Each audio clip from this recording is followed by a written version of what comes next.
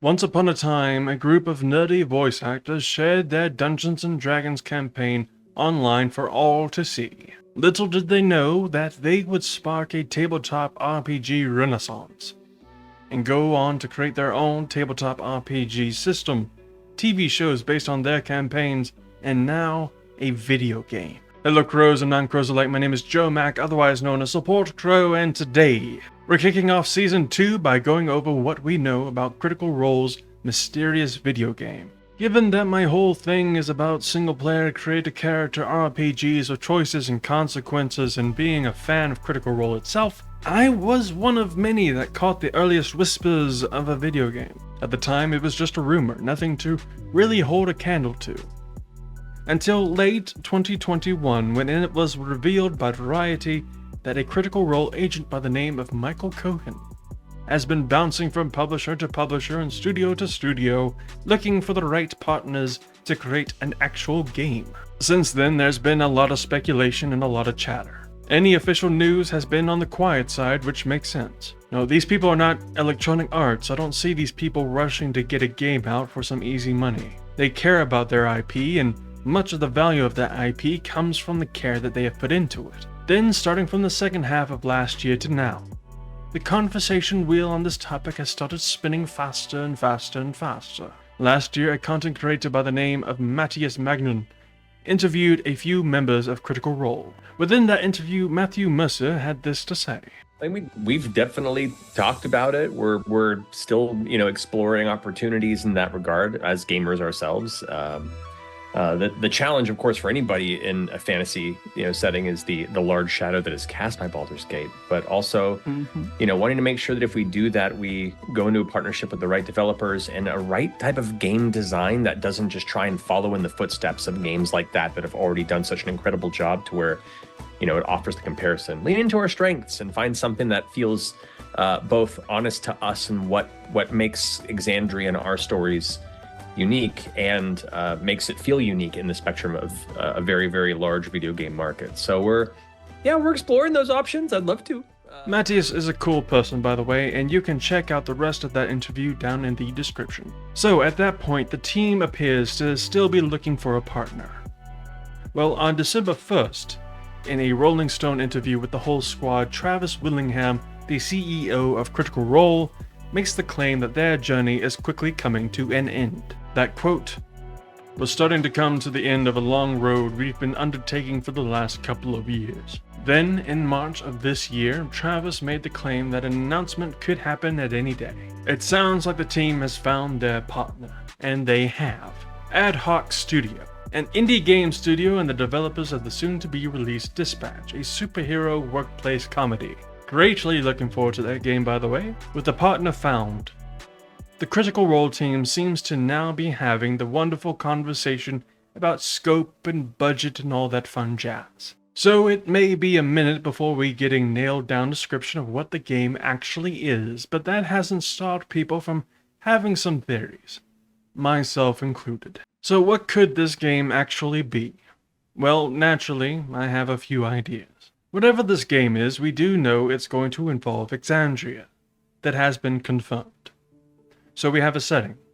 This is going to be a fantasy game of some kind. When it comes to the foundation of the gameplay, I don't think it's too far of a leap of logic to suspect that this game would use Critical Role's Daggerheart tabletop RPG system, much in the same way Baldur's Gate 3 uses D&D. So it's likely Daggerheart will be used to some degree. But how will the game manifest before our eyes? Well, here it gets kind of muddy. It could be like Baldur's Gate 3, but I don't think it'll go in that direction. Like he said in the clip, Matt Mercer seems to make it clear that they are hesitant to step into the shadow of Baldur's Gate 3 and be compared to it. And given that they have partnered with Ad Hoc Studio, a still very young indie developer that started in 2018, I don't see a game of that scope being worked on for now. Maybe another time, but I don't think now is the time. As much as I'd love to see a Baldur's Gate 3 style game set in Exandria, I don't think it would be a wise decision. Instead, I believe we could see something smaller in scope, something more linear, but still offers opportunities to provide player choice. So here's my theory. We're going to get something like Dragon Age Origins. I know. Joe, you're a Dragon Age fan. That's projecting. I know. I'm trying to find any excuse to keep the franchise relevant. I get it, but it makes sense. If you look at Dragon Age Origins, it's complex, but it's also restrained. It provides a lot of player choice and narrative opportunity. It is also very structured and follows a simple path, relatively speaking. It's also worth pointing out that Dragon Age is enjoyed by some members of the Critical Role group. Matthew Mercer himself has expressed enjoyment in the franchise, and would even eventually voice the Shadow Dragon Viper in Dragon Age the Veilguard. While I don't see Critical Role running to BioWare anytime soon, I'd be surprised if their video game project is not somewhat inspired by the Dragon Age franchise, by some degree. Another theory is that it could be like Dispatch. There's nothing that says that this Critical Role game is going to be an actual roleplay game.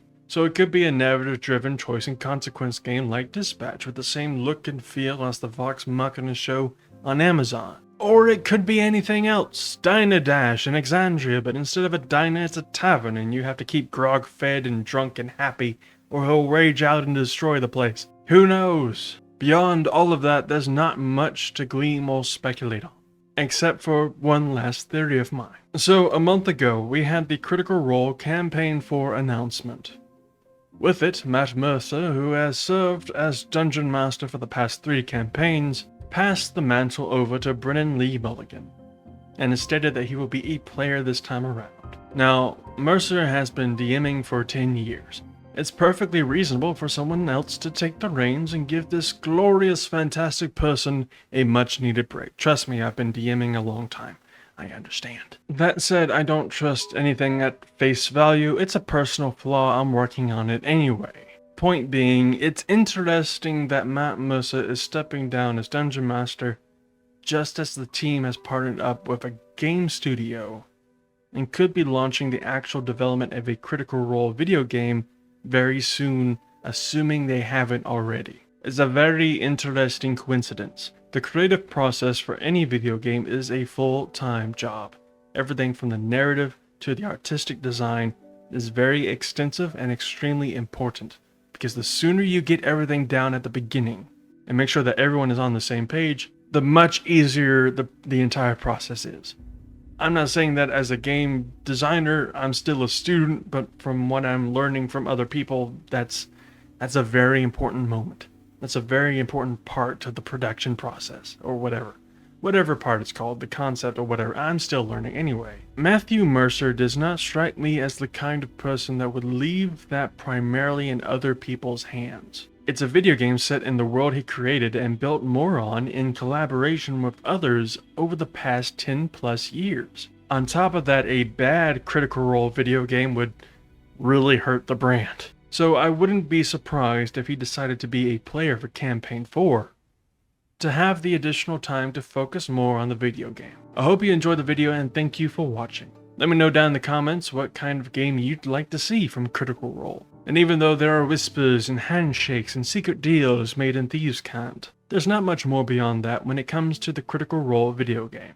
But fear not, weary traveler, they have caught this Kinku's attention, and I'll be sure to let the rest of you crows know what my investigation checks turn up. Until then though, be safe, be well, be kind, bye-bye. And happy Season 2. Let's keep it going, everybody.